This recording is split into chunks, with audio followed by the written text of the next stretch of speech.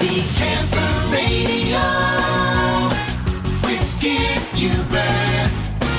Hello, everybody, and welcome back to another edition of the Happy Camper Radio Show, the only place you need to be when you're ready to talk camping. Camping is what we're about. Camping is all we talk about. It's episode 167, and with summer just around the corner, how many of you plan on camping beneath the hot summer sun? I don't think any one of us will. But do you enjoy camping in the shade? Do you enjoy camping around large trees? Are large trees and branches ever a concern of yours? Today, I'm going to share something I experienced no more than 2 weeks ago that was a real eye-opener while I was camping. It's the hidden dangers, large trees, and camping on this episode of Happy Camper Radio. Happy Camper Radio. And of course, the Happy Camper Radio Show can be heard all around the world by great listeners just like yourself. You can find us in the iTunes Store and Podbean, Myra Guide, Stitcher, the BlackBerry Podcast Directories, iHeartRadio, and now on Google Play Music. Tell your friends to tune into Happy Camper Radio today. You can get in touch with us here at the Happy Camper Radio anytime by picking up the phone and calling 404-537-2267. That's 404-537-CAMP. You can like us on Facebook, follow us on Twitter at Camp Talker, add us to Circles on Google+, and subscribe to our YouTube channel. Go to www.happycamperradio.com. You'll find all of our social media icons right there on the right-hand side of the page. You click on any one of them, and you'll connect up with us. And when that happens, we give you a shout-out on the program. And that's what we're going to do right now to some folks who signed up recently on social media. First of all, to Barbara Landauer, Marcy Byron Purviance of Burleson, Texas. They like us on Facebook. RV Revival in Denver, Colorado. James Grimmett, Trailer Source, Inspired Camping in Cornwall in the UK. The fine folks over at the Charleston KOA Campground in Charleston, South Carolina. Happy Mattress of the Netherlands. Shannon Minner of Tennessee. John Paul Jones of Red Deer, Alberta, Canada. They're following us on Twitter. And finally, to Madeira Hammocks, who added us to Circles on Google+. Thank you all so very much for joining us. And more importantly, thank you for being a part of this great Happy Camper Radio family. Would you like to be a guest on the program? I'd love to have you. Get in touch with me, Skip, S-K-I-P, at happycamperradio.com. And, of course, if you have a camping question, you have a comment about the show, you can also email me, too. And that includes, let's see, we got an email in just this past week. We have this, who's this from? It's Eric Wines. He says, Skip, I love your show. Can't wait for the next episode. Thank you so much, Eric. Always a pleasure to hear from my listeners. Okay, here we go. I was on vacation a couple weeks ago, and I think in the last episode I talked about this. I was really pumped up and excited. I was all set to go on vacation. The only problem was I hadn't decided where I was going to go camping. I had just constructed this brand new secluded area in the backyard. It's a nice little hideaway spot.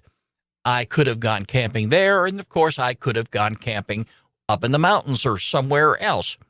And I chose, because I had a few things going on and I had to be close by, I chose to go camping in the backyard. Now, everything was picture perfect. I brought everything out that I was going to use, the same as if I was going to go away somewhere. I loaded the back of my pickup truck. I drove around the corner, opened the gate to the privacy fence, drove through it, and about 200 feet down the hillside, there I was. I arrived at camp. That was the quickest trip from home to camping I ever made. And I started getting things set up. Everything was working out great. Got the tent in place, got the canopy up, the tables, brought out the grill, the whole 9 yards.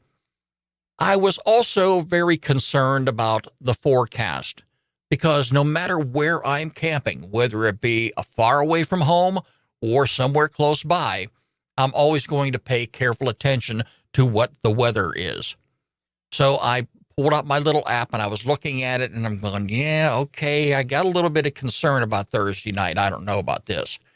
But I decided I was going to go ahead and go camping. And what I did is I set my whole setup in place, and at nighttime, it was great. A little bit of rain came through, and I had no problem with that because I put my rain fly on far in advance.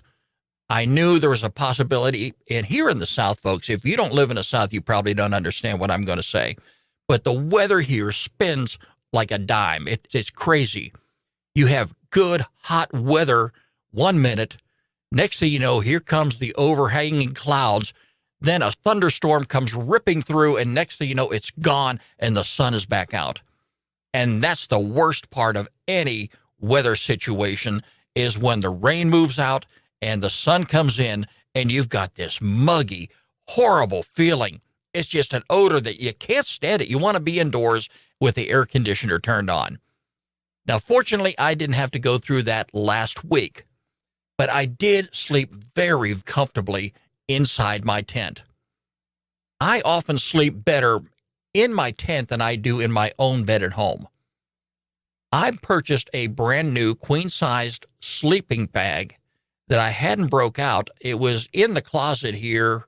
It's one of those ones I ordered online because I remember I went to some of the local stores and nobody had a queen-size sleeping bag.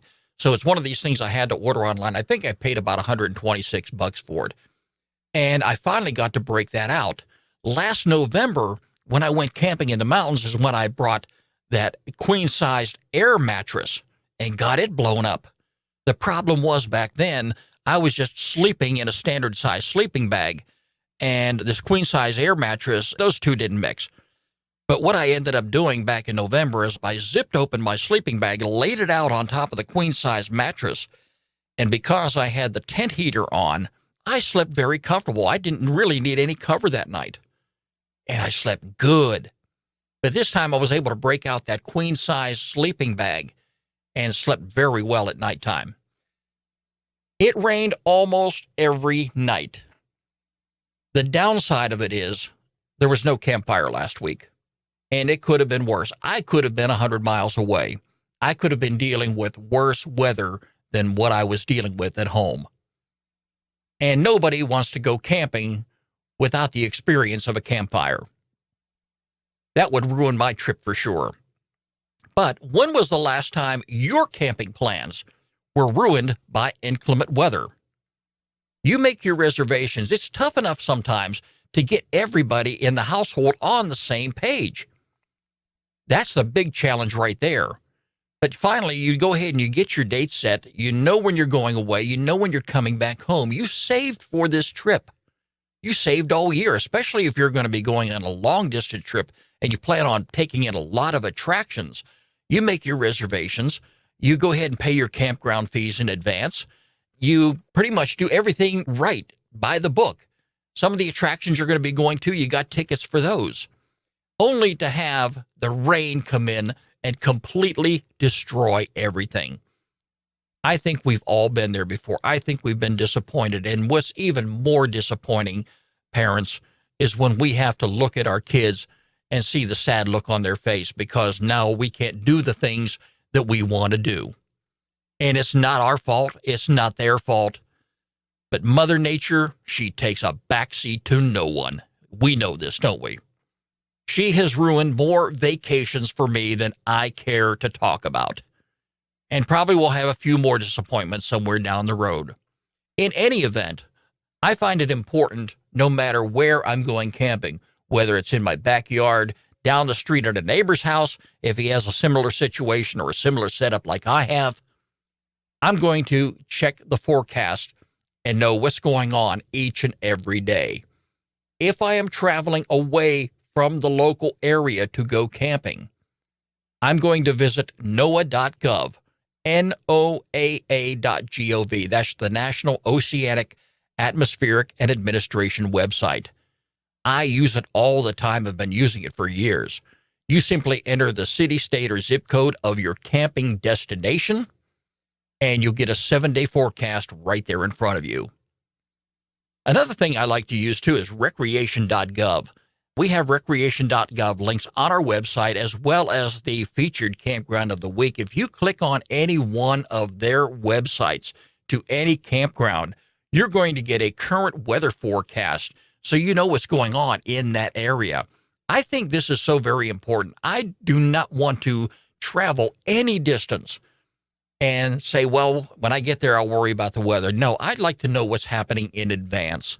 I think it's really important to do that, especially if you're primitive camping. RV camping is one thing, but when you're primitive camping, you're doing something that's totally different. You don't have the type of cover that somebody in, say, an RV or a motor home has. And I don't know very many people who would enjoy camping in the rain. Now, camping in the shade, especially in the summertime, for any of us, I think is very important. We have all been out in some open areas and we didn't have that shade and the hot summer sun was coming down. If you want to go inside your tent and take a nap in the mid-afternoon, it's almost impossible to do. The best you have going for you is a slight breeze coming through and you've got your windows unzipped inside your tent, providing some comfort for you. But I have been in some of those hot summer sun situations before, and I do not like them whatsoever. When I go camping, yes, I want to be in the shade. I think it's important. But also, I want to take a close look at the trees and the surrounding areas because I have been in some very close call situations before, and I'm not trying to scare anybody here, but I always take the extra precaution, and maybe this is the law enforcement experience that was in me. You stop back and take a second look all the time. For anyone like myself, you're going to do that. I like camping by a lake in an area that is partially shaded. I think that's going to provide for me the very best comforting experience when I go away camping. Most campground websites, if you go there, in fact, go to recreation.gov, if you look at any one of the individual locations that they have, you can find pretty much any campsite that you want to pick and find a full description of what that campsite is all about. You can find out if it has water or sewage. You can find out if it's by the lake. You can find out it's at the end of a camping cul-de-sac, or if there's large trees in the area, if you've got full shade, partial shade. I love getting a description of my area before I go there. I remember back in the early 90s, one of my very first camping experiences here in Georgia. I went to the R. Schaefer Herd Campground, which was about 100 miles southwest of Atlanta, and it's down there on the border of Georgia and Alabama. I remember reserving a particular site, and it's site number 88. And I went to recreation.gov and did my research before I made that reservation. And I looked very, very thoroughly through the website, and I found an area that I thought would be perfect for me.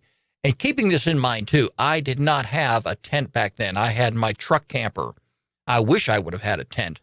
But when I got there, and I'd already made my reservation online, I've already paid my fees and everything. When I got there and was greeted by the camp host, I told him who I was, and he looked on the little tablet he had. He goes, "Oh, yes, you're here, site number 88. He said, "Do you know that's one of the most favorite sites that people choose when they come here?" And I was like, wow, everybody's thinking like me. Something's wrong here. It was a great site. It was right by the lake, West Point Lake, which is a very large lake. And I was just several feet from it, and I would actually take my camping chair and I would park down by the lake at nighttime. And fortunately for me, at that particular time, I went like 3 or 4 nights, and it didn't rain. Thank heavens, knock on wood for that. But I was able to sit by the lake. I got to watch the moon glaze over top of the lake. It was a nice little breeze came through there. And of course, there were some ducks and geese and everything. It was a picture-perfect setting. And it was partially shaded. It was exactly what I was looking for. And I think if you're anyone like me, whenever you go camping and you find a destination that you like and you want to return again, if you found the perfect campsite at that particular campground, you're going to want to reserve it again. You're going to want to come back to that site. When you go camping and you're around some large trees, consider the weather conditions. I want you to look straight up and see what's above you. If you've been to one of these campgrounds where you haven't had an opportunity to make your reservations online, you got there, you're just going to hope for the best when you arrive. Not too many people do that because of the electronic age. You know, they can actually make their reservations online and choose what campsite they want. I'm not saying every campground is like that.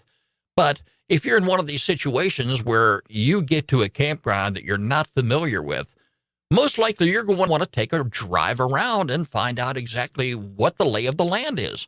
And you're going to want to find a spot that's available, that somebody has not already reserved, and that's where you're going to want to pitch your tent or set up your RV. But if you're going to arrive at a site and you're going to be looking around for your shaded conditions, pay careful attention to some of the trees in that area. Look straight up to see what's above you. See which way the tree may be leaning, how big the tree is, how thick the trunk of the tree is. I think that's always so important. It really doesn't bother me too much, but I recently had an episode that I'm going to tell you about here in just a little bit that's going to make me think twice. What kind of damage would be caused if a tree branch were to suddenly snap and fall? You're looking at your weather. The weather's going to be picture perfect. You're not going to have any rain or high winds or anything moving through that area. Are you in a tent or an RV? I think that's important also. If you're really concerned about that, you may want to consider moving to another site within that campground. I believe campground owners are going to be extra precautious and go that extra mile to make sure that all the trees in their campground are properly cared for. And I wouldn't be a bit surprised that for some of the trees there, they have an arborist come in and do an inspection. Because the last thing anybody wants to have is a tree come down and cause damage or worse, injury to anybody who may be camping. We want to enjoy every single minute that we go camping, and your campground host or your campground owners are going to go out of their way to make sure that you have the most memorable and pleasurable experience ever, because they want that return business. They want you back. They want you to tell your friends, your family, your loved ones, your coworkers, so they can go camping there too. Whenever you camp, again, like I say, I would monitor the weather for change, because if it's anything like here in the South, it can spin on a dime. And I took note of that about a week or so ago while I was here. I was monitoring the forecast, calling for some light rain every weeknight. And sure enough, the forecast was pretty accurate. But here in this particular county that we live in, if there's any chance of rain in the forecast, the burn ban is in effect. You cannot burn, and that includes campfires.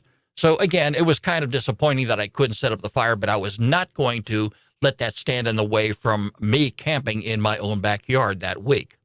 The forecast called on Thursday for heavy rain and high winds, and I took note of that warning. I decided that was the night that I was not going to sleep outdoors.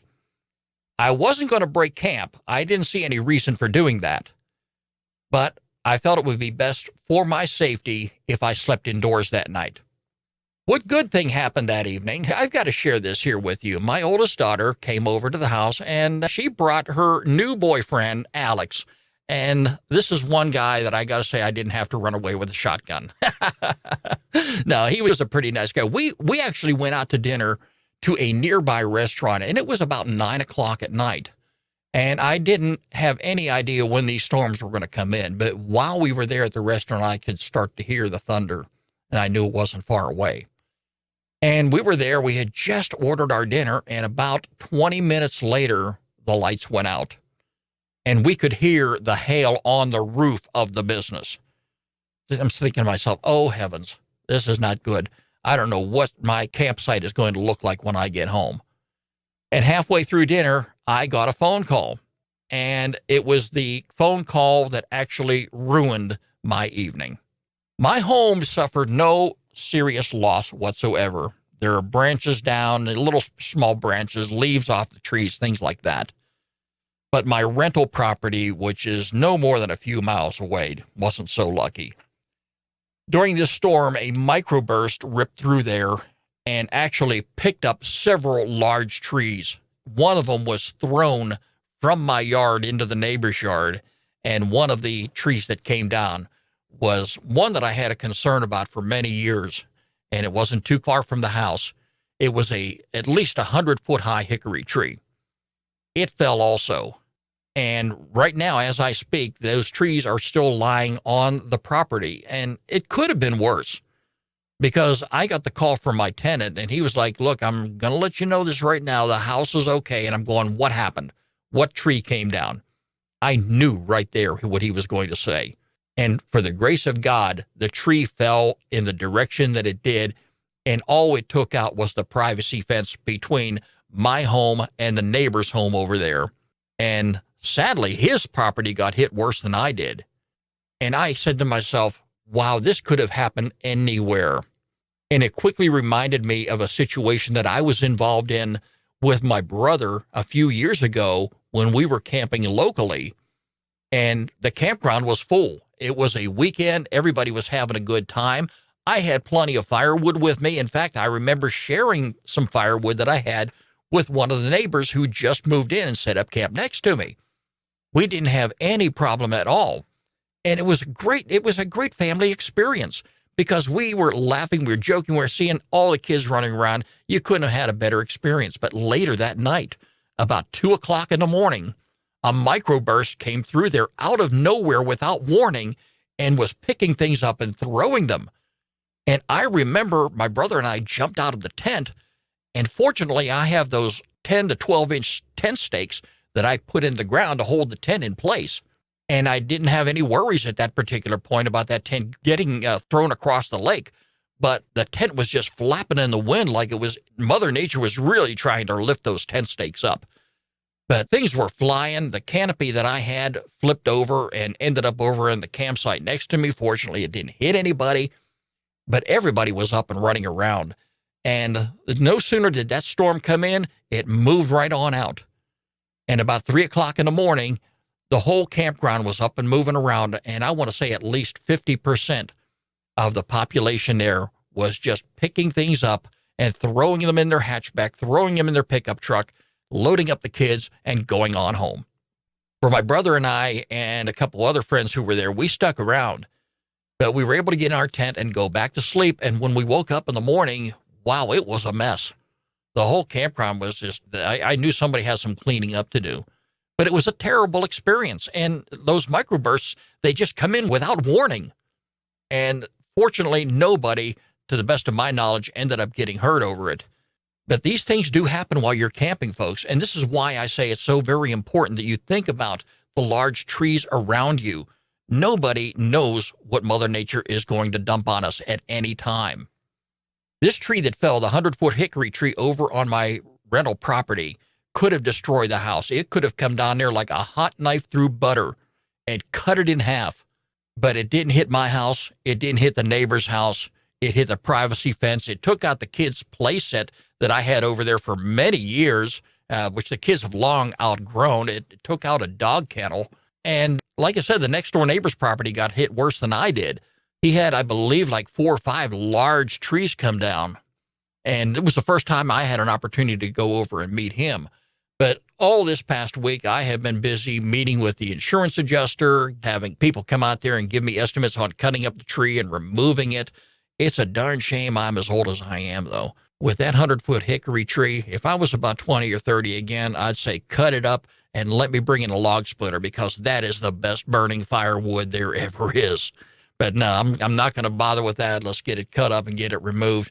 My most important thing this past couple weeks here was being a responsible landlord to my tenant. And I just want to make sure that he was all taken care of. And this could have happened anywhere, folks. It could have happened to anybody at any time without warning.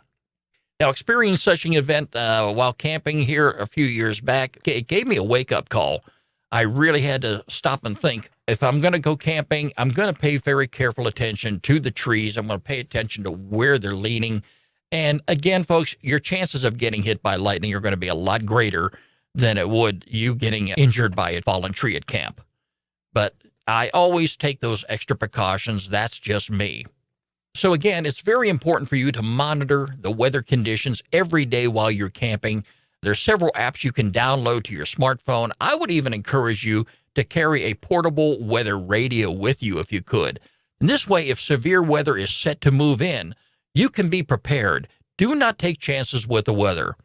Nothing is of greater importance than your family and your family's safety. If you feel a storm is going to pass through swiftly and you need to seek shelter, do that immediately. Get everybody in the vehicle, find shelter somewhere nearby, and leave the area if necessary. The worst case situation, consider breaking camp and calling it quits. Remember, there's always another day you can go camping. Every one of us would love picture-perfect weather while we're camping. When we go camping, we do nothing but hope for the best. Sometimes it does not work out. Remember, camping is about living in the outdoors. There's going to be good days and bad days. There's going to be days where, you don't feel like getting up out of bed. I had one of those this morning, but that's just the way it is. If you have to break camp, if the weather is not going to work out and things are just not going to happen in your favor, go on home, take it easy, unwind, and you're going to have another day to go camping. That's the way I look at it. I have not taken my last camping trip. I'm already planning another one, and the weather is going to be nice. At least I hope it will, but we've got a lot of days ahead this summer when we can go out. If your vacation is ruined by the weather, maybe pack in a couple weekend trips somewhere where you know the weather's going to be good and you're going to have an opportunity to get away. Most of us already do have a couple days off a week. And like I says, getting the kids and everybody coordinated, that's going to be the toughest part of all. But if you have to break camp for weather purposes, for your safety, your campground owners or your campground hosts are going to be delighted to have you back. There's no doubt about that. So be very careful wherever you go camping and make the very best of it. It's time now for our featured campground of the week here on the Happy Camper Radio Show. Happy, happy, happy, happy Camper Radio. And this week we are going to take you to the state of Kentucky to the Litcar Campground. It's part of Carr Creek Lake run by the U.S. Army Corps of Engineers. Litcar Campground is located on the shores of Carr Creek Lake in southeastern Kentucky's mountainous region. The area provides an excellent atmosphere for camping, fishing, boating, and enjoying the natural setting. Carr Creek Lake is situated in a scenic, sloping landscape, heavily forested, with a wide variety of hardwoods and pine trees. An array of songbirds, waterfowl inhabit the area's marshland. Folks, I'll tell you something. If you get me out there in the woods, you get me with the wildlife, I'm set to go. The lake offers boating, water skiing, and swimming. Anglers fish for crappie, bass, bluegill, and walleye. The facility has 45 sites available with electrical and water hookups. Amenities include flush toilets, showers, drinking water, laundry facilities, and a dump station.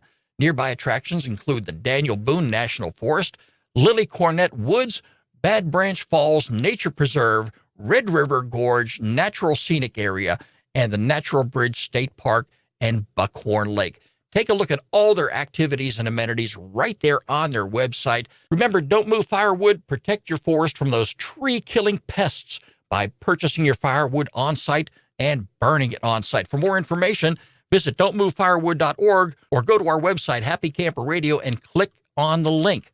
It's a great place to go camping. All the way between now and October 7th of this year, you can make your reservations online. It's the Litcar Campground in Kentucky. It is our featured campground of the week here on the Happy Camper Radio Show. Skip Hubert on happycamperradio.com. And of course, if you have a campground that you would like for us to feature on the program, get in touch with me, Skip, S-K-I-P, at happycamperradio.com. Make sure you include a link to the campground website. Well, folks, that's about all the time I have for this episode of the Happy Camper Radio. As always, it's a pleasure getting together with you, sitting down around the fire and having a great conversation. Campers are great people and we do it upright. Remember, friends, every pet deserves a loving home. I want you to do exactly like I did. Visit your local shelter and adopt a pet today. You can find us online anytime at www.happycamperradio.com. Like us on Facebook. Follow us on Twitter at Camp Talker. Add us to Circles on Google+, and subscribe to our YouTube channel. The Happy Camper Radio Show is a presentation of Skip Huber Productions. I'm Skip. I am a happy camper. And no question about it, my friends, I'm going to do my best to make a happy camper out of you. Talk to you again real soon. Have a good one, everybody. You're listening to Happy Camper Radio. Happy Camper Radio.